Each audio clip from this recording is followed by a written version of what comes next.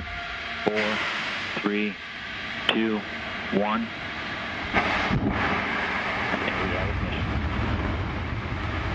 And we have liftoff of Antares, the Orbital 3 mission, delivering Cygnus on its third CRS mission to the ISS. Got main engines at 108%. Avionics power nominal.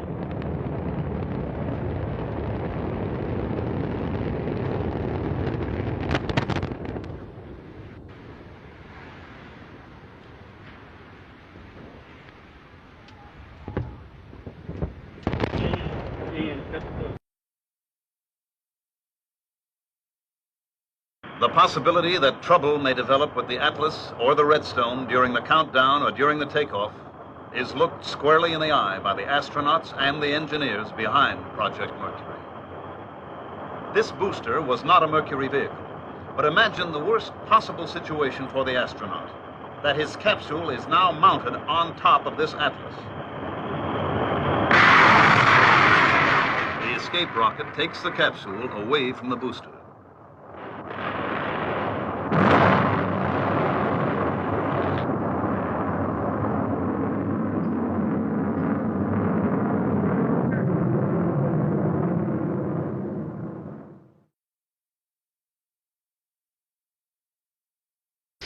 Neuf, 8, 7, 6, 5, 4, 3, 2, unité, feu. Allumage.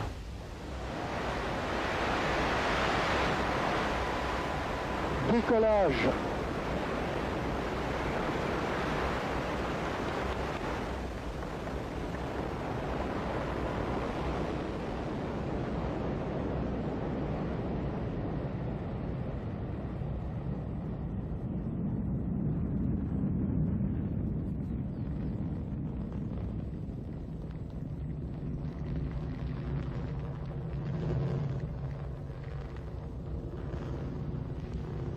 Tous les paramètres propulsifs sont normaux et la trajectoire est normale.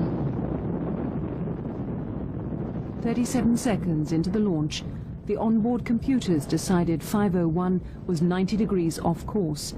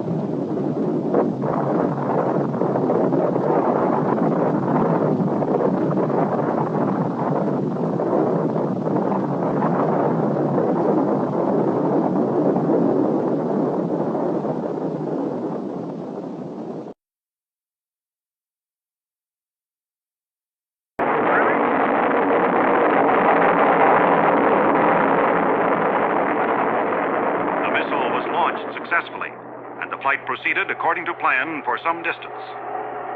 During this time, the missile was stable in pitch, yaw, and roll.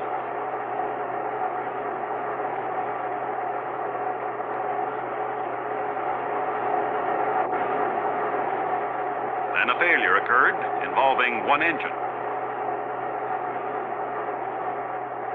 And shortly thereafter, another engine also lost power. It was therefore necessary for the range safety officer to destroy the missile by remote control.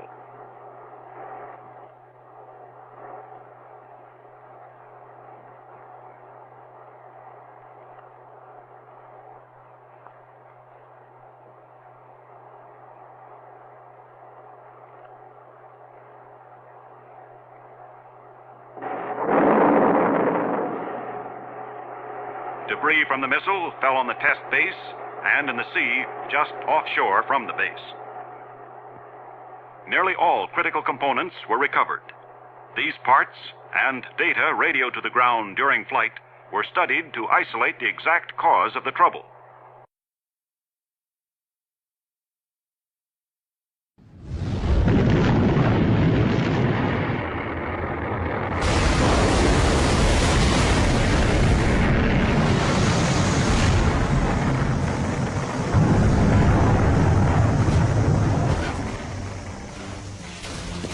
1 in 5 Titan rockets fail. Tough odds if you're a rocket man.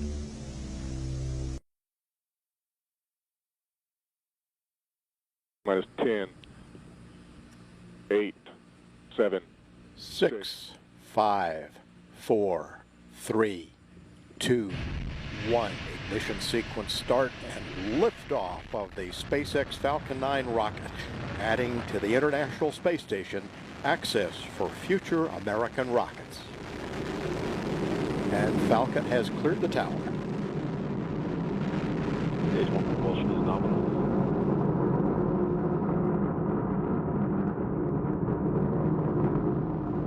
Vehicles programming downrange.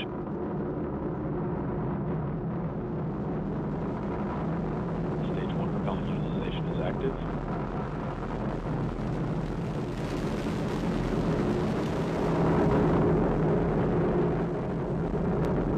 Power and telemetry nominal.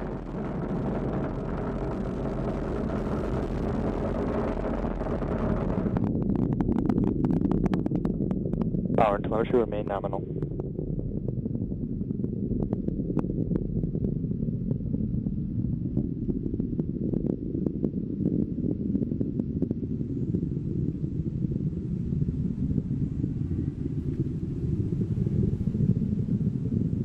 Vac chill has begun. T plus 2 minutes.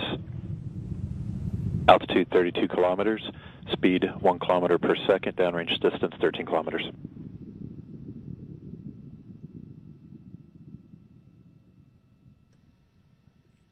Data coming back shows vehicle on course, on track.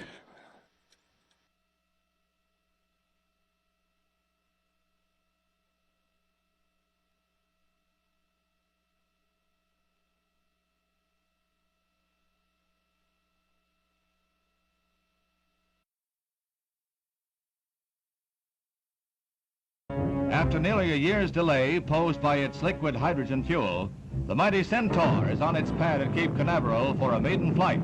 It is to be boosted into space by an Atlas for a 15-minute flight, a flight scheduled to study the performance of the temperamental hydrogen fuel. The Centaur is designed to put a payload of more than a ton on the moon or 1,000 pounds in the vicinity of Mars or Venus. The first few seconds of the shoot go without incident. The Centaur climbs to 30,000 feet, then malfunction.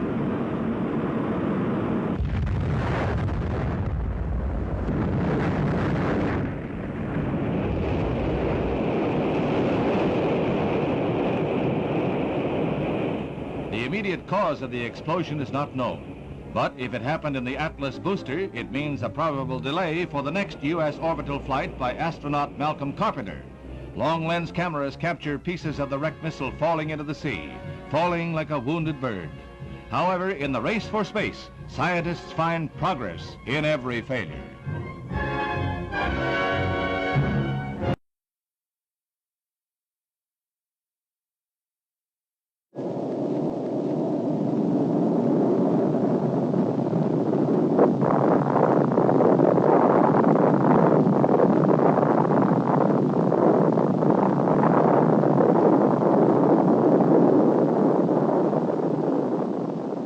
This is not a common occurrence. In this case, there were no human casualties. The catastrophe was not the result of individual carelessness, but it could have been. In a situation with human lives at stake, disaster is a potential, and lives are at stake, even your life, wherever toxic propellants are handled.